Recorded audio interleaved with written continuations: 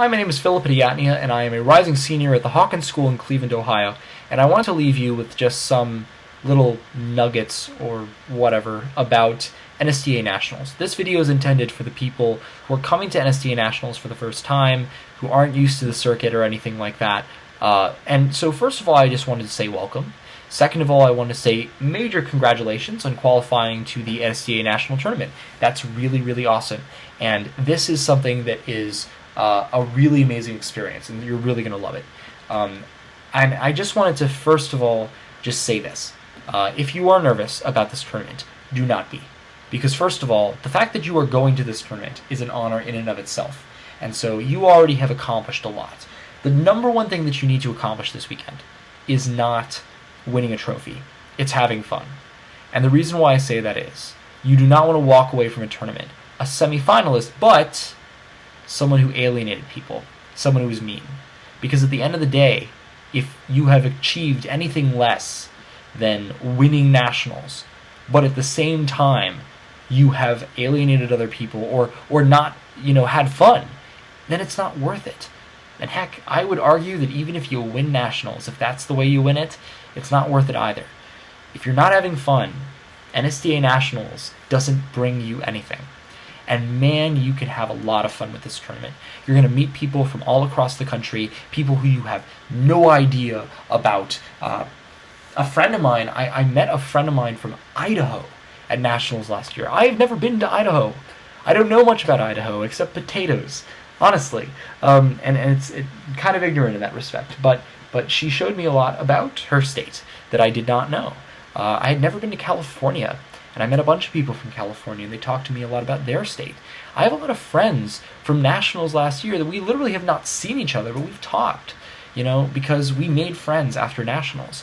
Because Nationals is a case, it's a marathon, not a sprint. You are going to be running alongside your competitors for a very long time. If you make it to semifinals, an extremely long time. If you make it to finals, a crazy, crazy long time. Nationals is really, really long, and you have a lot of debate. But that also means there's a lot of opportunities to make friends with people and be friendly with people. And in that way, Nationals can be more relaxed than other tournaments. So make friends with people, talk with people. And I know, when you walk in, you may not think that's possible. I remember last year when I walked in my prelims chamber, I walked in on time, but my chamber had almost already set the docket. They were already bickering with each other a little bit, kind of heated. It was kind of stressful, honestly. I walked in that, and I wasn't really expecting that. But what happened was, as the day went on, we got more and more relaxed with each other. And we started, enjoying each other's company a little more, I think. And we joked with each other. We had lunch together. And honestly, when I made it to semifinals last year, and people from my prelims chamber who didn't make it to semifinals, who saw me, came up to me and said, "Hey, Phil, how are you doing? How was semifinals? How'd it go?" Because these people really care. And the same thing went for finals. I didn't make it to finals, but when people I knew did, I went up to them and I said, "Hey, how did finals go? I hope it went well for you. Do you need any help?" You end up making friends with these people, and that's something that's really, really incredible. But remember, this is only as stressful as you make it. Yes, NSDA Nationals is difficult, but that doesn't mean it has to be. You have to have faith in yourself. And I say this simply because there was one person I knew at NSDA Nationals last year who, under the stress of NSDA Nationals, got really, really stressed and then ended up not having the best round that she would have had as a result of being stressed. The interesting thing about NSDA Nationals is you are always more prepped than you think. If you've looked over the bills, if you've written down a few arguments, then you're fine. You're fine. Don't worry. You've made it to NSDA Nationals. Have faith in your talent, because you have talent. And the fact that you are going to NSDA Nationals proves that you have talent. The worst thing that you can do is doubt your talent. Because if you doubt your talent, then yeah, it won't be there. And you need to be totally focused and totally confident in yourself to succeed at NSDA Nationals. Regardless, this is going to be insanely fun. Go to the Expo. The Expo is a great event. Some people think it's really lame. I don't think it's really lame. It introduced me to a lot of really, really great companies and tools, and to USA Debate and all of that stuff. I'm going to the Institute for Speech and Debate this summer, or ISD, and ISD has a booth at nationals. It's a place where you can talk to people at ISD. You can talk to people from Champion Brace Institute. You can talk to people from all sorts of places, and you can get to meet a lot of people. And it's really cool because you can see the way that Congress has done nationally. The other thing is just a few pet peeves that I know some judges had last year. And I know that in some districts this is a pretty normal thing to do, but some things you should stray away from. Don't give 3 contention speeches. 3 contention speeches are kind of frowned upon. Make sure that you have decent evidence for every point.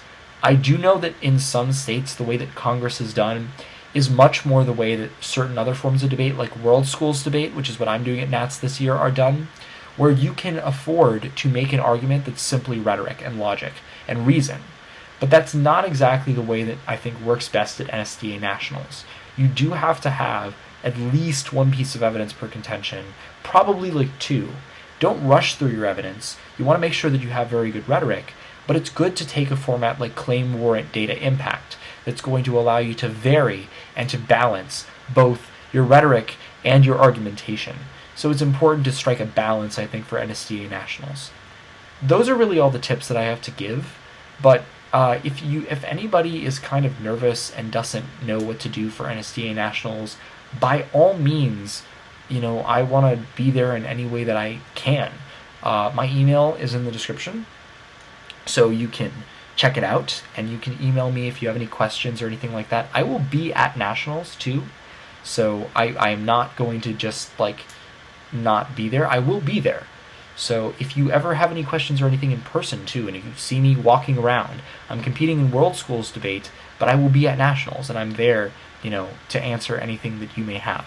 I want to be as helpful as I can. So that's basically all I have to say about Nationals. Again, let me know if you have any questions or comments or concerns or anything like that. But just the number one thing is have fun, because you are in a position of insane privilege to be at NSDA Grand National or NSDA Nationals, and I would recommend that you take advantage of that as much as possible. So thank you very much, and best of luck at NSDA Nationals. Go win everything and kill it out there. Thank you.